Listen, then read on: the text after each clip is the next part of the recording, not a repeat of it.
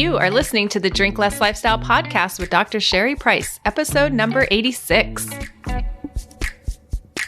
Welcome to Drink Less Lifestyle, a podcast for successful women who want to change their relationship with alcohol.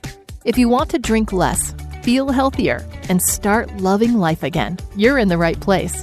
Please remember that the information in this podcast does not constitute medical advice. Now, here's your host, Dr. Sherry Price. Hello, my friends. How are you today? I am super excited. You know that I have been talking on this podcast for a few weeks about my upcoming retreat, and now we have a page where you can register. I am so excited. So at this women's empowerment retreat that I am hosting here in my lovely city of San Diego at the end of September, we are going to change lives.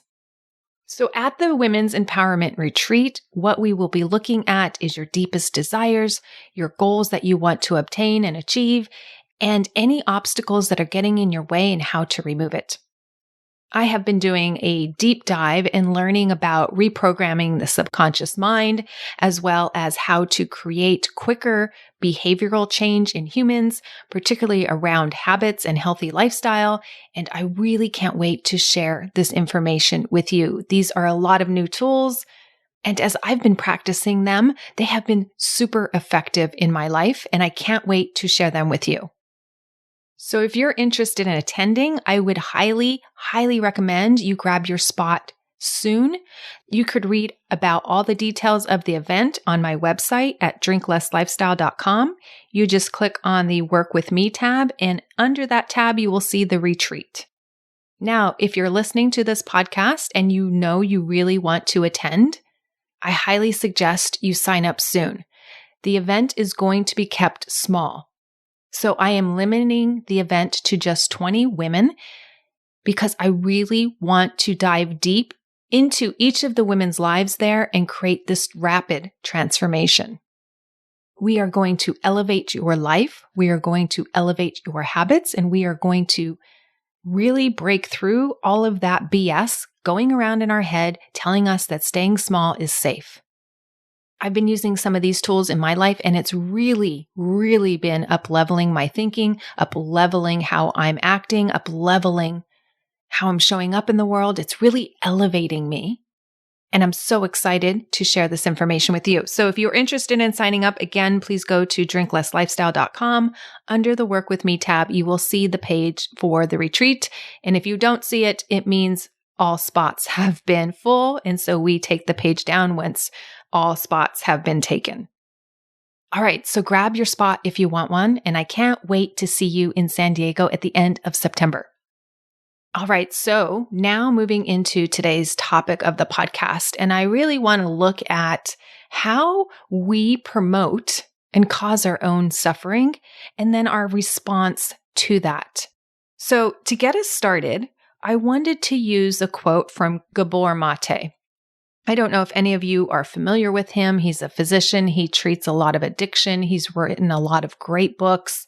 And this quote that he had stated really, really stood out to me, particularly as we're working on resilience and changing the stories of our past that keep us stuck and keep us recreating more of the past as we're doing that work, both in Drink Less Lifestyle as well as in Epic You, because we're talking about the topic of resilience this month inside Epic You. And some deep things are coming up for people, really deep things.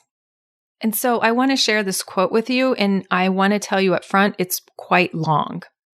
So he states, "Addiction is not a choice that anybody makes. It's not a moral failure. It is not an ethical lapse.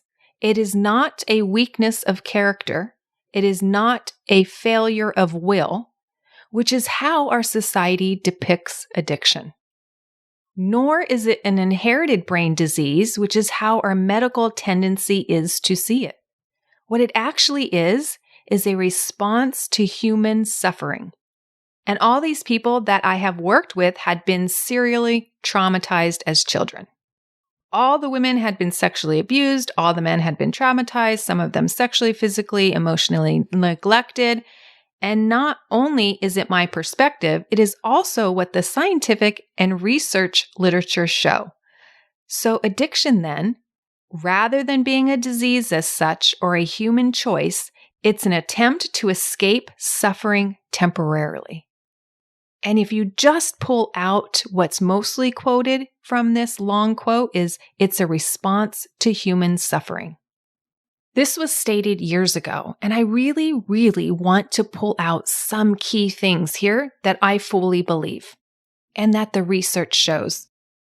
Right? When we think we overdrink or any type of addiction, we think, oh, I'm weak, when it's not a weakness in character.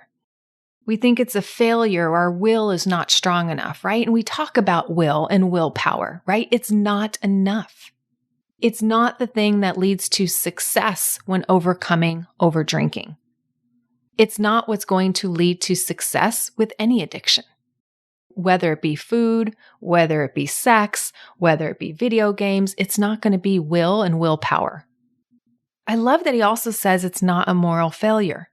Right? It doesn't make us a bad person just because we chose to imbibe alcohol. And addiction is never a choice that anybody makes. Nobody says, I want to be an addict. And I love how he says it's not an inherited brain disease, which is how our medical community tends to see it. And he even says this is what the scientific research shows. So what is addiction? It's really our response to pain or human suffering of some kind. Now, maybe you haven't had big T trauma. Maybe you haven't been sexually abused as a child or other types of abuse, or maybe you have. Maybe your flavor of trauma or your flavor of pain is different than a big T trauma. And I hear this come up again, and I talked about this on the podcast before, is a lot of women will start talking about, well, I know this sounds like first world problems. And I have to remind you, when you live in a first world country, you're going to have first world problems. And categorizing the problem doesn't make it more useful. Why do we have to even tag it with labeling it as a first world, second world, third world problem? Why don't we just call it, it's a problem. It's a problem in my life, and I don't know how to fix it, so therefore I drink. Now, I'm going to get to this again later on, but I just want to say for those of you that are thinking, oh, I don't drink to numb out. I don't drink to escape. I don't drink because there's pain point in my life. Well, then I say you have a different kind of pain point that you may not even recognize that you have. And it comes from thinking that you're not going to get what you want. And anytime we think we can't get what we want, guess what we're going to want to do? Not think about it, so we buffer in some way, shape, or form. And there are so many flavors of, I'm not going to get what I want. And if I can't get what I want, well, let me just drink. And maybe you're listening to this quote and you're like, yeah, okay, addiction, that feels like too strong of a word for me. And I used to feel that way too. So I preferred the word habit. It was just something I did on autopilot. It was automatic. It was like 5 o'clock. I came home or went downstairs from working remotely and then boom, went to my kitchen and just wanted to pour the glass of alcohol. Wanted to pour my first glass of Chardonnay and then transition to cooking and doing all the things in home life. And so that was my ritual. That was my habit. It's just what I did. So it doesn't matter to me if you don't use the word addiction or you do use the word addiction.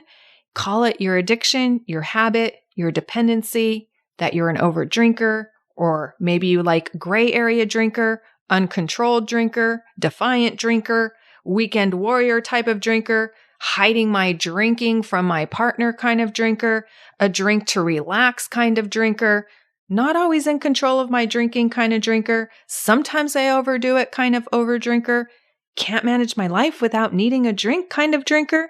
It doesn't matter. I don't care how you label it. The label is irrelevant. Label it as you will. But my guess is if that you're listening to this podcast, your drinking bothers you. Whether that's 6 drinks a week or 60 drinks a week. On some level, you don't feel good about the amount you consume.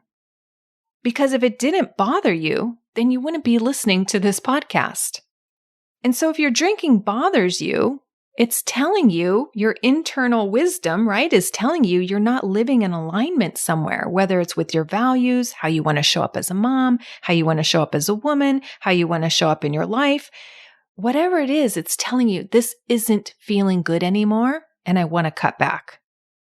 And that's great. You desire a healthier lifestyle. You desire a higher quality experience of life. You want to feel better in the morning. You want to mentate better. You want your cognitive faculties to be there. You don't want to feel dependent on a substance. You want to be free of cravings and of desire for it. You want to be free of the mental chatter, and that is all delightful. Great goals. And then here's what I say to that. Get it. Go after it. But what happens is most people don't know how to get it. They don't know how to do it on their own. They need help. They need someone to show them the way. Because when you try to do it on your own, what happens for a lot of people is they go to drink less. And when they start drinking less, guess what happens? They feel awkward. They feel uncomfortable. The cravings are raging. They don't know how to handle themselves in a social environment. They don't know how to deal with the problems in the home environment. Or you feel like you can't relax without it because you've had it in your life for so long. It's been a part of you for so long and a part of your way that you show up at parties or the way you end the day like I did. And look, if your brain is saying, hey, I don't know how to relax here, I'll tell you what, your brain and your body will figure it out. People who don't drink know how to relax. It's a thing. There are skills, there are tools you can use to relax. Alcohol is not the only thing out there. Now, if you convince yourself that you need it to relax, generally it's because something else is going on. There's a pain in your life you're not looking at, not willing to look at, don't know how to look at it in an objective way that doesn't get you all riled up. Or maybe you felt like you've tried to solve it from so many different angles and there's no solution that's present. Yes, that's limited by your brain. That's why you get others involved in the process. They can see things that your brain cannot. Because here's the thing, you can choose other tools to make relaxation happen. Why aren't you choosing them? There's a reason, which is always great to know because you really want to know the root cause of why you're drinking. It's like when my clients start working with me and they tell me, yeah, I just drink to relax and unwind, and I just want to learn the tools you have in your program so I don't need alcohol all the time. And that's how they start off in my program. And then guess what happens? As they're working through the tools and the strategies in the program, and on the next call, they bring up all the issues. They're like, oh, yep, here's something I was avoiding that I didn't realize I was avoiding. Why? Because if you're like me, you've spent years drinking that you don't even know the issues. You don't even know how to be without it. And I didn't realize I was using it to cope. I thought it was purely for relaxation and taste. And when you cut back and you don't know how to deal with those pain points, those little traumas, those big traumas, whatever they are, of course you'll want to run back to the bottle. You'll be like, oh, this is too uncomfortable. It doesn't feel good. And so you have to root out the pain points because if you don't, the allure of alcohol will always be there.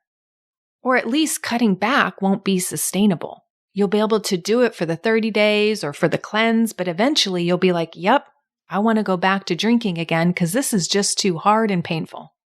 So I do really want to point out here that it's not the relaxation that's driving the drinking.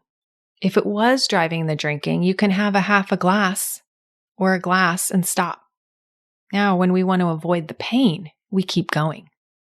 The pain of the past, the pain of the present, or the pain of the future. But I guarantee you, there's a pain, and there's probably several. So here's some I'd like you to consider. Pain of your partner not hearing you or giving you the love and support you want. That's a current pain we're working on with a client in the program. Pain of your children because they're not doing what they should or what you want them to do. Pain of your in-laws. Pain of all the things to do around the house and how nobody else seems to be contributing. Pain and aggravation of your job and the unfairness of it. Pain of the guilt you feel that you just can't seem to work through, and it seems to be constant, yet maybe even intensifying. Pain of your finances. Pain of not being able to lose the weight as quickly and as easily as you would like. Pain of feeling lonely or isolated.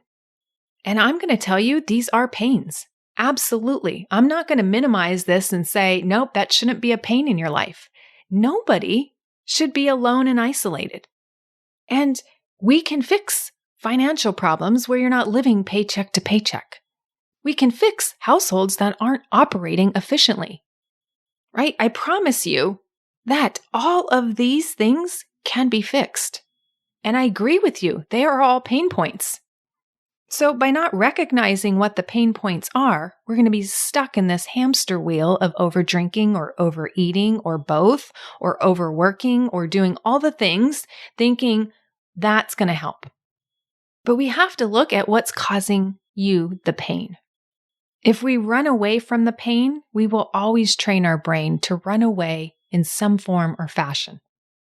It's interesting. About a year ago, I was working with a woman who, if she didn't hit the gym that day, she would drink.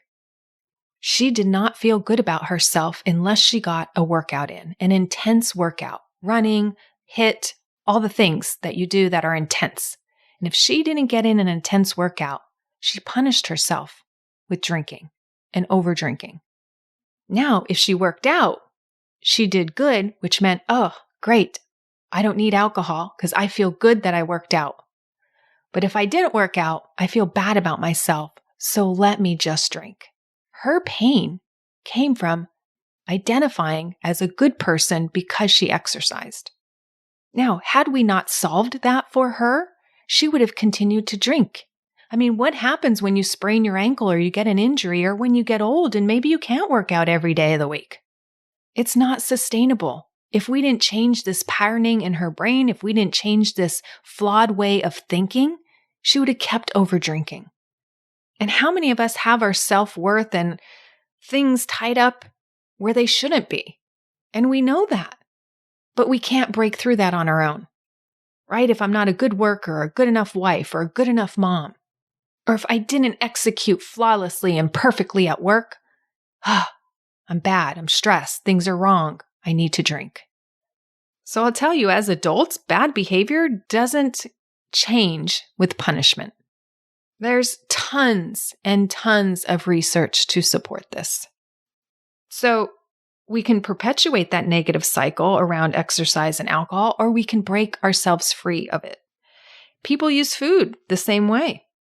And then people have the opposite effect. They use food or alcohol to reward themselves. And might I suggest that there is a healthier way and a better way to use food and alcohol?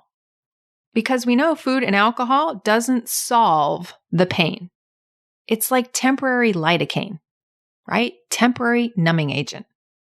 And then when you stop overeating and overdrinking, the pain comes right back. The numbing wears off.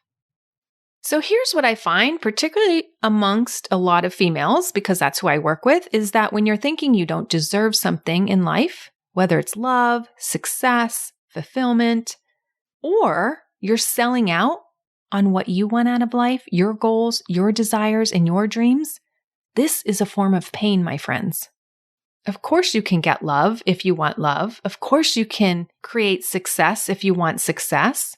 Of course you can live a life fulfilled, kids that launch or are successful, a partner that supports you, lose the 20 or 30 pounds that you're wanting to do. You can get any of this. You can create any of this. And when you know this, you actually go after it. And if you think about all those goals, none of them require overdrinking. Actually, overdrinking is a distraction. It gets in the way of getting to those goals. Whether you stop cold turkey or whether you just have a drink here and there, it doesn't matter. But overdrinking will sabotage those goals. And think about it. Most people want to feel amazing in life. Nobody wants to be depressed, anxiety-driven, worry more. We want to fit into our clothes. We want to be the size we want to be. We want to have loving relationships, amazing kids, meaningful friendships, and connection in life. That's humans. They all desire the same thing.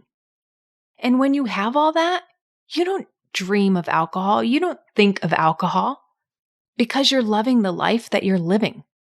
You're so high on life that drinking would actually rob you of that joy that you're experiencing and cause you to numb out from that. Nobody wants to numb out from joy. And so this goes along with the message that I started from last week, right? We drink to avoid our life. We drink to create this altered reality because the current reality isn't good enough. There's pain. Now, again, many of the women I work with, they are not even conscious of the pain. They don't even realize the small micro pains, if you will, in their life. They just think they have to tolerate it. Well, of course my job's going to be stressful. Now, wait a second. Not all jobs are stressful. Maybe we can look at ways we can reduce the stress of your job. And that's actually a topic I'll be launching later in Epic You, is how to transform our stress because we're living in a time where everybody feels stressed and overwhelmed all the time. So identifying the pain is part of the process of healing. It's part of the process of solving for it. It's part of getting rid of your own suffering. I used to think that my pain couldn't be solved, and I know many people are in that same boat. They think this is just the way life is. We can't do anything about it. He'll never change. This will never change. The job will never change. And I just want to tell you that this is disempowered thinking. This is robbing you of the life that you could have. And what I want to invite you to, and what I invite all my clients to, is their empowered thinking, where you get the life that you want. And what I love doing is making this the default way my brain thinks. Solving my problems rather than tolerating my problems. That may mean getting off the weight that's causing you to hide, not show up in your business, not putting yourself out there, not knowing how to talk to your kids about healthy eating, or maybe alcohol, right? Self-sabotaging and using it to numb out parts that you might not be proud of or ashamed of or feeling inadequate. And a lot of women do this. We think our problems are so unique to us, but I have to tell you, our problems are relatively the same. They just may have a different flavoring, but they're pretty much the same. And what's easier when you're solving a problem?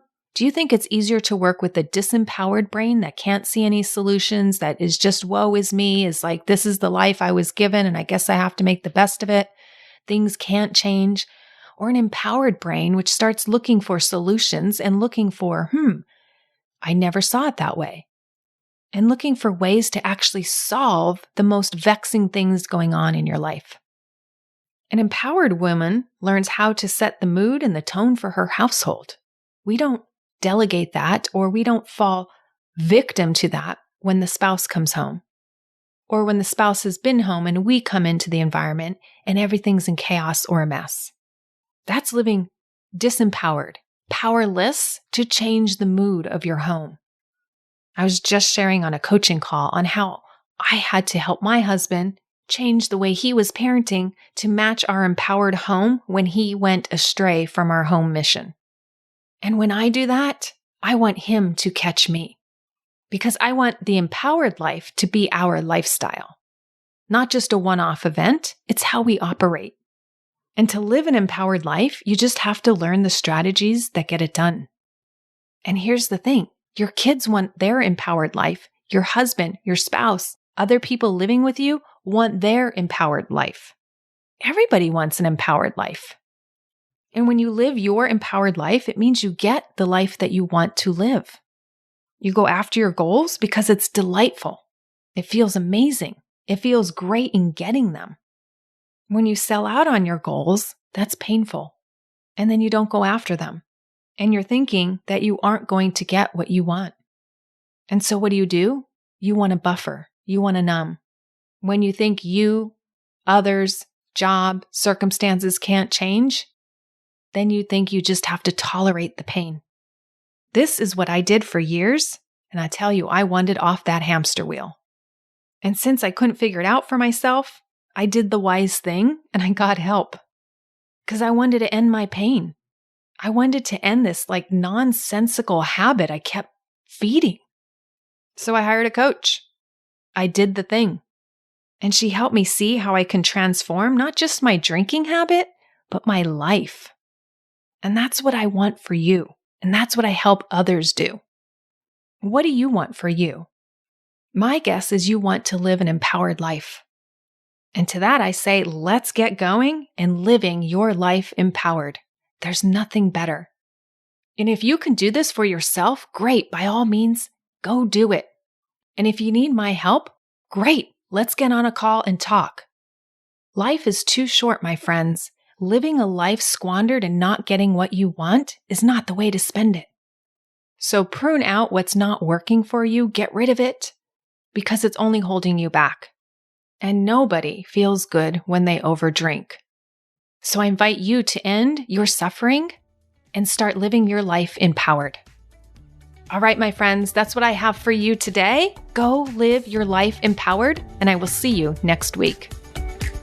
Thanks for listening to Drink Less Lifestyle. If you're ready to change your relationship with drinking now, check out the free guide, How to Effectively Break the Overdrinking Habit, at sherryprice.com/startnow.